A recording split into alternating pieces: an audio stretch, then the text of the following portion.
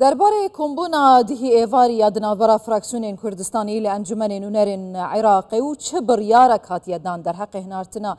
بەشە پارەی مای ژێموچەی موچەخورên هەرێما کوردستانی زەڵالیەک چێ ببیتن ئایا ژێبوو هەردوو مەهێن 7.8 ملیار دینار بەغدای هێناردینە حتا نوکێژی خەڵک نزانیتن ئەف پارەی موچەی هەیڤە هەفتە یانیا هەشتە ئەvە دەمەکیدا ئەگەر لە گۆڕی هەفتاکردنا موچەی بی دناوبەرە موچەخورên هەرێما کوردستانی و عێراقی دەبێت بەغدا 1 تریلیۆن دینارە فڕێکەتن لەسەروا پرسە و زێدەتر جێژای شەخەوان عەبدوڵڵا جێگیری سەرۆکی پەرلەمانی عێراقیش بەغدایە دەپرسم دکتۆر بخێراتی کوردستان 24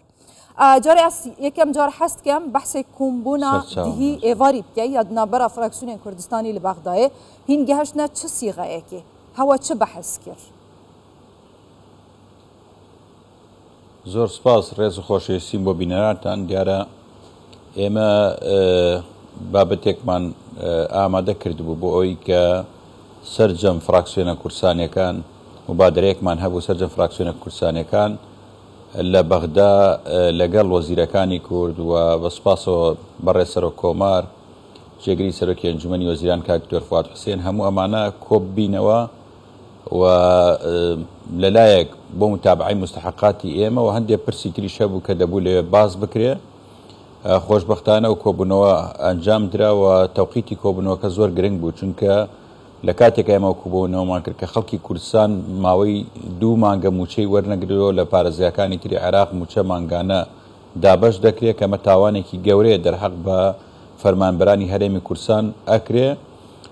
لە کۆبوونەوەکە بڕیا لەسەر ئەوە درا کە بیان و هەرچی بێت ناکرێ موچەی فەرمانبەران ڕابگیرێ و دەبێت بەردەوام بێت و ئەو ملاحەزانەی کە هەیە ئێستا زۆر بچووکن هی ئەوە نییە بەڕاستی موچەی پێڕابگیرێت بۆ نمونە بابەتی ناوی تیکرار ئەوانەی کە ناوی سییانیان لە ناوی چواریە کە ناوی چواری دانرێت بۆ دڕوو نەبێتەوە کە مە لە هەموو عێراقا هەیە ناوی تیکرار دەکرا ئەوانە ڕابگیرێ نەگەوەی کە بوجە بە تێکرا ڕابگیرێ بۆیە وای اتفاق کرا کە ئێمە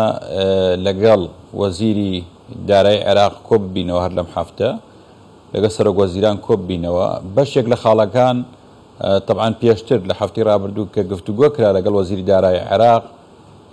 تێنەگەیشت بوو یا خۆی نەئەویست تێبگا ئێستا تێگەیشتووە کەوانە دوو موچەی نییە کە نووسراوە تەربیەی کەرکوواتە دوو تەربیەی کەرکک نییە تەربیەیەکی کەرکک سەر بە هەرێمە لە میلاکە لەسەر تەربیە بەڵام موچەیان لەسەر هەرێمی کورسانە بە هەمان شێوە بەشێکی لە فەرمانبەران ئەم محاوەلەی ئێمە چەند ساڵێکەوە کەمانە بوەزرێنەوە سەر عێراق بەڵام قبولیان نەکردو ئێستا ناکرێتەوە موچەکەیان بڕی بە یەکجاری ئەوە لێرە عیلاجەکرێت دووسێ بەرگەی هەر لێرە وەزارەتی دارایی خۆی جێبەجێەکە ئەوەکانی تریش دوێنێ سەرۆک وەزیران کەم لەگەڵی کۆبمەوە چاوەڕێی لیستێکەن لە حکوومەتی هەرێم و لیستەکە مەسەڵەن ناوی چواری تیابێ و تێبینیانی تیابێ و فەرمانبەرانەی کاکەونە ناوچەکانی دەرەوە هەرێمی کوردستان و بابەتێکی تر هەیە کە لە کۆبوونەوەکەی اتفاقمان کرد ئەویش بابەت ئەوانەی کە بایۆمتریان نەکرا ئەوەی کە بایۆمتری نەکردووە مانای ئەوە نییە کە وجودی نەبێ فەرمانبەرانی هەرێمی کوردستان ڕۆژانە بایۆمەتریەکەن پرۆسەکە بەردەوامە و نزیکەی 100,000 زیاتر یا کەمتر ماوە ئەوانیش حکوومەتی هەرێمی کوردستان پێویستی بە مانگێک تا 2 مانگ هەیە ئەوەش قسەمان کرد کە ببێتە بڕیار تەمدیدی ئەو ماوە بکرێت کاکشاخەوان ئێستا پرسیارە جەوهەریەکە ئەمەیە ئێستا وەزیری دارایی عێراق دەڵێ کێشەی نەناردنی موچەلایی من نییە هەرێمی کوردستانیش دەڵێ هەرچی بەغدا داوای کردووە ئێمە ناردوومانە کەواتە کێشەکە لایکەیە بەڕاستیش کێشەکە تەکنیکیە یانیش سیاسیە ئەگەر سیاسیە چۆن هەڵ دەکرێت ئەم کێشەیە ینی بەڕاستی خەڵکی کوردستان موچەخۆران کەوتنە حاڵەتێکی دەرونی زۆر خراپ هەتا کەی ئەمە بەردەوام دەبێ بەڵێ ئەو داوان حەقیانە خەڵکی کوردستان تەنها موچەی هەیە خۆشی تری نیە ئەوەی کە هەیە موچەکەیەتی تۆ بە 6 ڕۆژ موچەی بدێ بەچی ئەو کرێخانوو بدا مناڵی بژێنێ ئەوە قوتابخانە دەست پێ کردەوە ینی کۆمەڵێکی زامات هەیە سابتە دەبێت ماگانە لەسەر هەر فەرمانبەرێک جێبەجێ بکات دوێنێ کە من کۆبوونم لەگەڵ سەرۆک وەزیران هەبوو بەڕێز ئەم شتانم لەگەڵی باس کرد بەڕێزیان وتی چاوەڕێی قایمەیەکەین لە هەرێمی کوردستانەوە بێت ئەو قایمەیە بێت بۆی کە ئەو ملاحەزانەی لەلایەن ئێمەوە هەیە ئەو ناوانەی کە دووبارەن مەسەر ناوی چواریان دابرندێ بۆی یەکلایی بکرێتەوە یا ئەوانەی کە بایۆمتریان نەکرد نەدێش جەناب تەواویکەم بڕیار درا کە ئەوەی جەنابی جێگری وەزیران باسی کاک دکتۆر فواد بتوانن بیبەنە مانگی 12 ینی مانگی 12 نەک بۆ هەرێم لە عێراقیش بەشێک نەکراوە بۆ خۆشتان نەزان حەجی شعبی ڕاتبی نەدراوە هەندێک مؤسسە نەدراوە لە عێراقیش کۆمەڵی مؤسسە ڕاتبی نەدراوە بۆ هەموو ئەمانە قەرارە دەربچێت تا مانگی 12 بایۆمێتریان تەواوکەن تا ئەو کاتە ڕاتبەکەیان ڕانەگیرێ ئەوەی کەمایەوە تا ئەو کاتە نەکرا و کاتە دەتوانرێت ئیجراتی لەگەڵا بکرێت بۆیە لەگەڵ وەزیری دارایی کۆبوونەوەمان هەیە و خۆشی بڕیاری ئەوەی داکە ئەو خلافاتانەی یەک دوو خاڵی لە ملاحەزاتی خۆیان بۆیان ڕوون بووە کە لای خۆیان عیلاجەکرێت لێرە بەڵام بەشێکتری کۆبوونەوەکەەوە بوو کە ئەم بابەتانە کۆتایی پێبێن نەک ئەوەی مانگانە دووبارە بێتەوە ئێستا ملاحەزاتانی کە هات ملاحەزەی تر نێتەوە سبەی وەزیری دارایی لەگەڵێک دانیشینێمە ئەم تێبینیانت هەیە لە دوای ئەم تێبینیانت چی هیچ بیانوێکی تر نامێنێ و حکوومەتی هەرێمی ئێستا ئەوانە شارەسەرەکات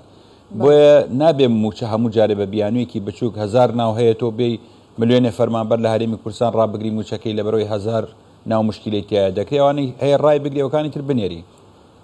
بۆیە لەسەر ئەو مەبدا ڕێکەوتین کە کێشەی موچە نابێت بمێنێت چکە بابەتی موچە دەستی ئەمەی گردووە بابەتی خاکمان لەبیر چووە مادەی 140مان لەبیر چووە بابەتی حسامان هەیە کە مەوسوعێکی یەکجار گرنگە ماوەی چەند هەفتەیەکە حکوومەتی هەرێم و حکوومەتی اتحادی لە گفتوگویان و تا دوو سێ ڕۆژی لەموو بەرج لە بەغدار کۆبوونەوە هەوتای سەر ڕێکەوتنیەک نەکراوە لە بابەتی حسای ئەمە موقفمان هەبێ و قەرار بدەین بەڵام ئێستا ئەوەی کە پێش هەموو شتێک خەڵکی موچەخۆرانی هەرێمی کوردستان چاوەڕێنە دەیانەوێت بزانن ئایا چی لە کێشەی موچەی مانگی 7 و 8 چی لێ هات چ بڕیارێک دراوە کەی ئەوەی ماوە نێردرێ ئەوەی دوایین کۆبوونەوەی هەردوو شاند بەڕێز جێگری سەرۆکۆزیان بەشداریتیا کرد ئەو باسی لەوە کرد کە موچەی مانگی حەوتەوەی کە نێردراوە دەدرێت لە هەرێمی کوردستان و لە دوای هاتنی ئەو چارەسەرکردنی و تێبینیانە لەلایەن هەرێمی کوردستان ئەو قوتوعاتانی کە لایەن وەزارەتی دارایی و هاتووە بڕدراوە دەگەڕێتەوە سەر حیسابی حکوومەتی هەرێم و موچەی مانگی هەشتی پێدرێنی دەبێت لێرە تا دەڕۆژی تر ئێستا موچەی مانگی حەوت بدرێ لێرە تا دەڕۆژی تر ئەو ناوانە ئەو ملاحەزانە لایەن حکوومەتی هەرێمەوە بێ بۆی کە ئەو پارانی براوە لە هەرێمی کوردستان بچێتە سەر حسابی هەرێم بتوانێت موچەی مانگی هەشت بدات کەواتە ئەم کێشە لە نێوان دا بۆ هەفتەیەک چارەسەر دەبێ موچەی مانگی 7 و 8 دەتوانی وا بڵێ بەڵێ بەتاکید ئەوەی بەڵێ یەکێک لە بڕیارەکانی دوێنەمان کە ئەم بابەتە کۆتایی پێبێ لەم هەفتە باشە کاک شەخەوەن جەنابتان دەزانن هێشتان بەشێکی پارەی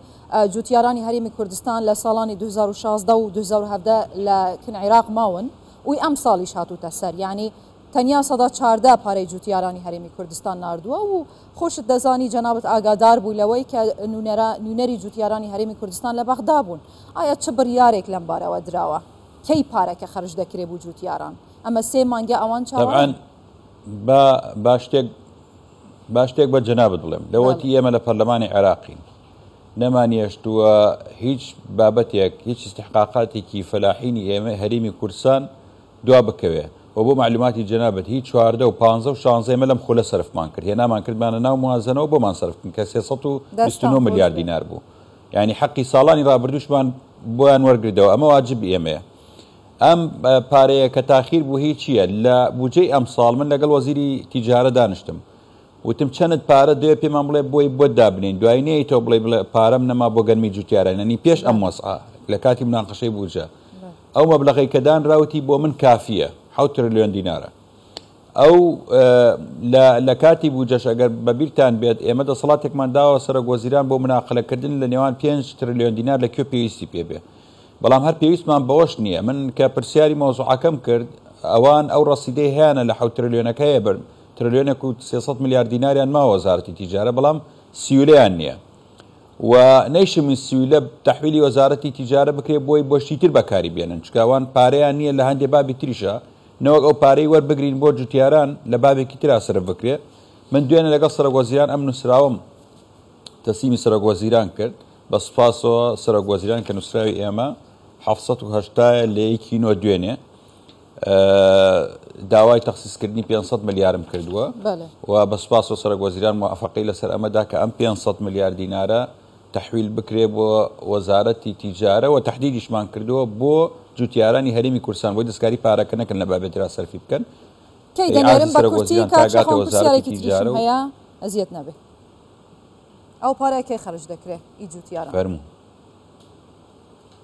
دوێنێ ئەوە یەکی مانگە ڕەزامەندی سەرۆک وەزیران لەسەر ئەم نووسراوە درا کە تا نووسراوەکە دەچێتە وەزارەتی تیجارە بۆ ئەوەی کە سیویلیان بۆ دابینکە پارەکەیان ینی دەست بە پرۆسەکە کرێت کاتە پارەکە تەحویلی سەر وەزارەتی تیجارە بکرێ ڕێوزەرات ئیعازی بەمالێ داوە کە ئەو پارەیە دابین بکرێ بخرێتە سەر حسابی وەزارەتی تیجارە بۆی پارەی پێ بدرێ. باشە کاک شاخەوان ئەو کێشانە چین کە هاتوونەتە پێش لە بوو سەرژمێری گشتی لە عێراق لە بینی هەرێمی کوردستان و عێراق کو ئەو کێشانە چارەسەر دەکرێن کە ماوەیەکی ماوە سەرژمێری پێویستە